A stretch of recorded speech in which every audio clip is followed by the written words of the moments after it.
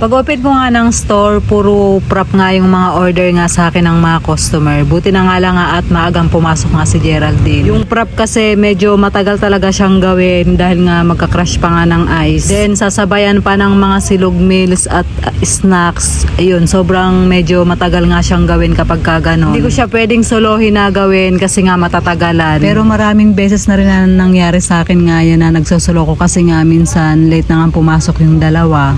Sinasabihan ko na lang nga yung customer na medyo matatagalan kasi nga mag-isa pa lang ako. Dami din nga akong mga parcel na dumating ngayon kaya tinulungan na nga ako ni Geraldine at ni Talia mag-unbox. Paramihan naman dito sa mga in-order ko, mga stocks. Kung hindi stocks, mga pampaganda nga dito sa store. Kasi inuunti-unti din namin ni Geraldine kung paano nga namin pagagandahin nga yung shop. Hindi ko rin siya mga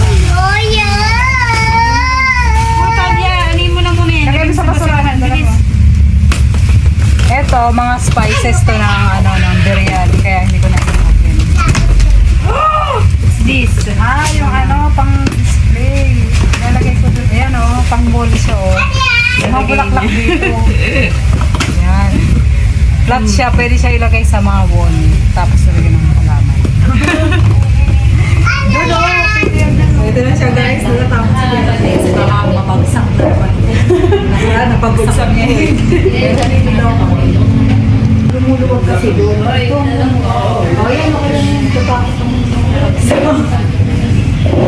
Pinalitan nga namin yung mga ilaw kasi yung una naming nilagay dyan sobrang baba ng watts. Parang wala talaga siyang ilaw sa sobrang dilim. Parang naging design nga lang yung chandelier light kaya talagang pinalitan na nga namin. Then bumili rin ako ng mga artificial na flower para nga malagyan nga yung mga wall.